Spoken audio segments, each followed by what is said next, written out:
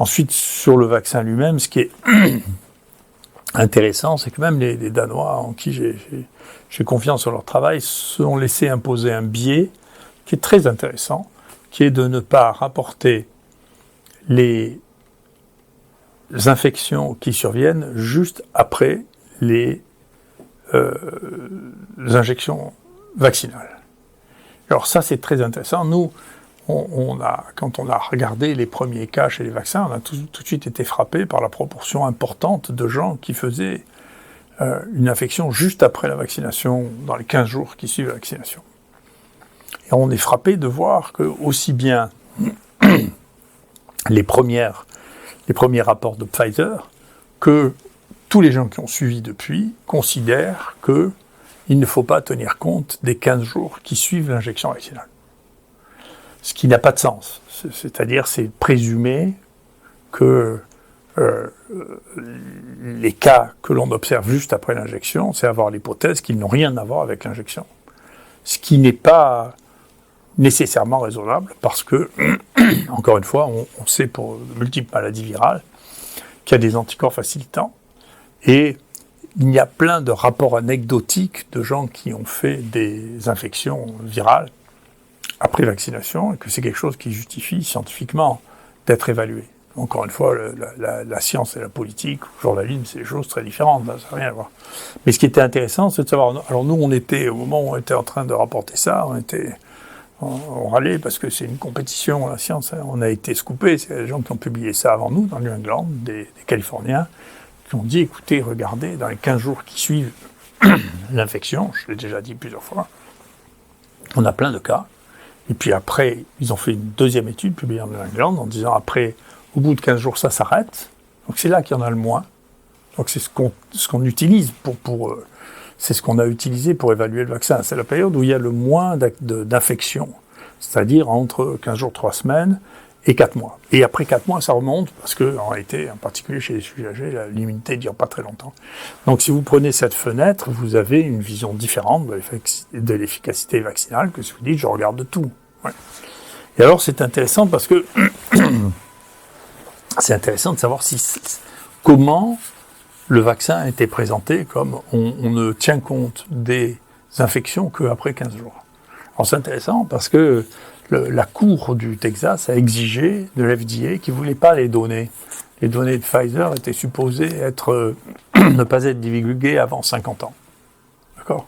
Comme chez nous avec le secret défense, mais peut-être que là aussi il y aura peut-être une cour, des députés qui demanderont à avoir toutes les données avant. Et donc, quand ils ont sorti ces données, qui est ce rapport que l'on m'a adressé, eh bien, on voit qu'en réalité, les accidents les plus fréquents, rapportés donc en janvier 2021, sont les infections par le Covid post-vaccinales.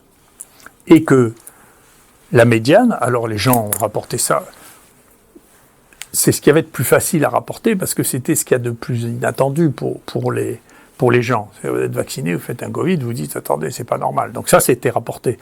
Il y a d'autres manifestations que moi, je ne sais pas évaluer, comme, je sais pas quoi, les accidents vasculaires cérébraux, les infarctus du myocarde, ça, je ne sais pas l'évaluer, parce que, comme ce sont des choses qui sont relativement courantes, je ne sais pas évaluer leur fréquence, parce que il y a un biais dans la manière dont on le rapporte, dont les médecins le rapportent, dont la pharmacovigilance le rapporte. Ce qui est très rapporté, à mon sens, en excès, ce sont les manifestations neurologiques que depuis 100 ans, on essaie de lier à la vaccination, que ce soit les syndromes de Guillain-Barré ou la sclérose en plaques ou les paralysies faciales, parce que le début des vaccins a été marqué par les accidents neurologiques. Donc quand il y a un accident neurologique après un vaccin, l'idée qu'il y a un lien de causalité est une idée très commune. Je ne sais pas si c'est vrai, pour l'instant on n'a pas d'éléments très puissants pour montrer que dans ce vaccin il y a plus ça qu'autre chose.